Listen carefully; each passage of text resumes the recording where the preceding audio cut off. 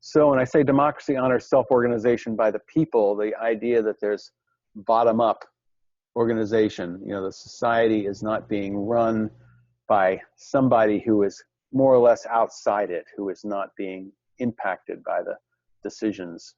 The dictator is living in a different world than the people.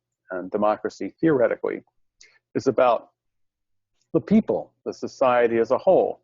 There may be people who have lots of power, but in terms of voting, it's one person, one vote. And the principle behind it is the people are being ruled by the people.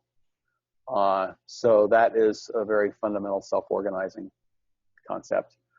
But there's been research that shows self-organization is the fundamental way the world works. Part of the history of religion was a sense that there are gods who are in charge of making things happen.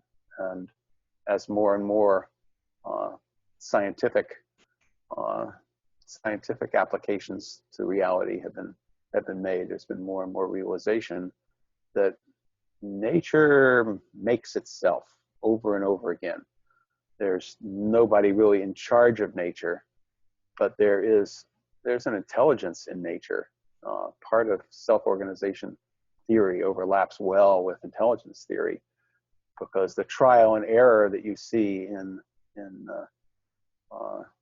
natural evolution and in ecosystems is working towards more optimum solutions all the time.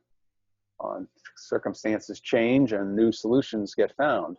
So there's a kind of broad intelligence operating in that. So it isn't as if everything is just chance and random. And there's a intrinsic way things unfold. Now, if you have a very complex situation, like the world has been getting more and more complex, economics and society getting more and more complex, the idea that you can control that from the outside, some leader is going to decide what's going to happen. Many people see the collapse of the Soviet Empire as evidence that that doesn't work. If you have a very simple scene, if you're trying to build a little machine, you can do that from the outside. You don't need self-organization for that. Things that are mechanical and have simple, one or two way cause systems, you can consciously design that and guarantee the results. Once you start moving into large, complex, alive systems, you can't do that. You end up trying to do that, and you have to use massive amounts of force to force things to happen, because the energy isn't there in the system. You have not used the existing energy. You have to force and manipulate, and it costs a lot of money to keep all the self-organizing energies at bay. The self-organizing energies are natural. You can see that all over the place, the amount of money that we spend to keep nature at bay, or to keep populations controlled or whatever. So if you provide conditions where the life in the system itself can create desirable outcomes, then you don't have to use all that force and expense and energy dumping into the system. And systems like permaculture, for example, which does agriculture and horticulture by designing ecosystems with multiple entities in them that work together. So if you have some pest that's going to attack your crops, you put some animal in the system that will eat that pest. But then you need to provide system to support the animals. One of my favorite things and I saw on a permaculture installation, was this pear tree in front of the south-facing window. And during the summer, when it was hot, the pear tree was filled with leaves and shielded the inside of the house from the sun shining into the window. And in the winter, the leaves fell off the pear tree and the sun could shine in the window and warm up the house. And so like, whoa, how elegant is that? The system just does its thing, and the result you want comes out of it.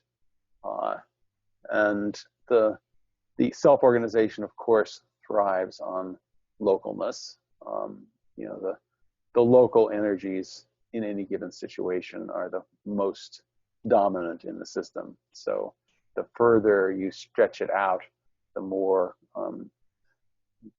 it's hard to get the results you want from a self-organized large system. The chaos theory begins to rule at the larger system levels. It becomes harder to have a congruence between what you want and what happens through the self-organizing dynamics.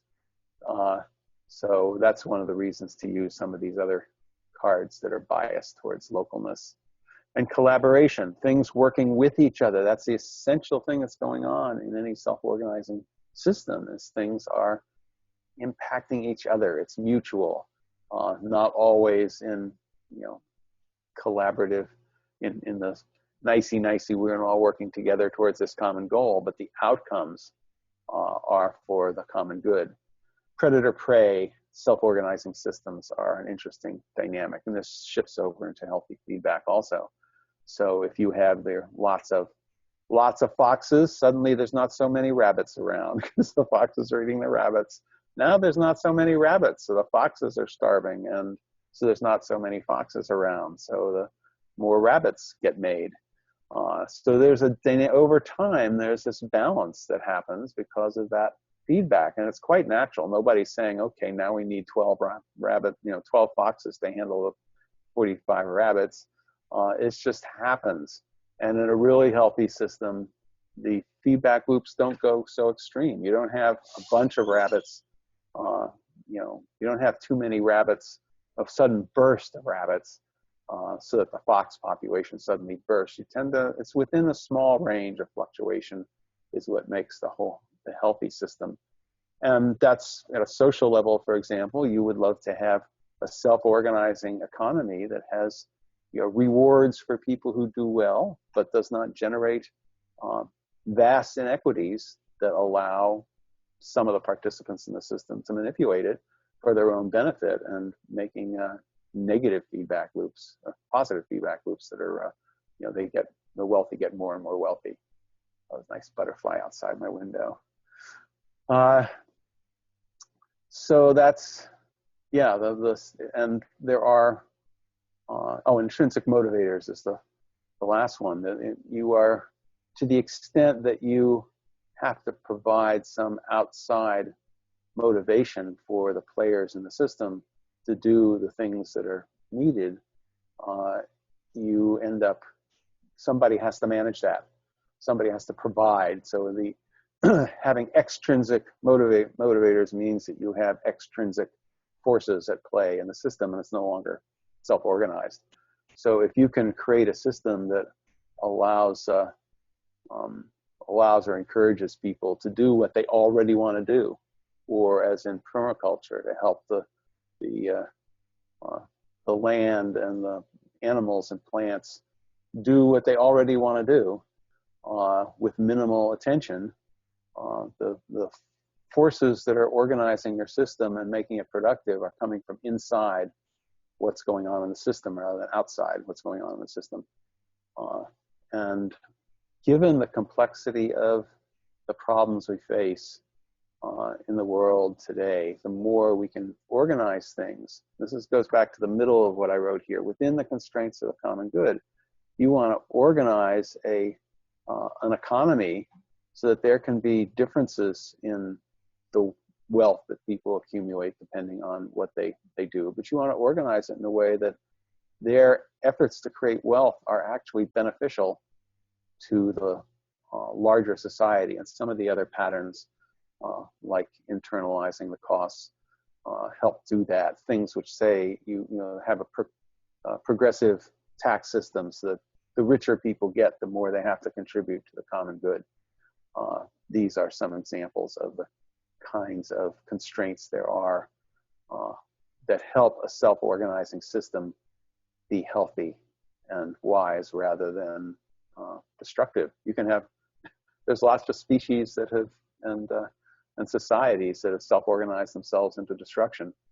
So we want to figure out how to help the self-organization dynamics be wise by designing the playing field within which they unfold. So I was thinking one of the classic, and open space is the primo example of a process that is invested in self-organization. But a lot of the emergent, what we call emergent processes, open space, World Cafe, dynamic facilitation, Circle. The Circle has emergent things, but it's not so much self-organizing.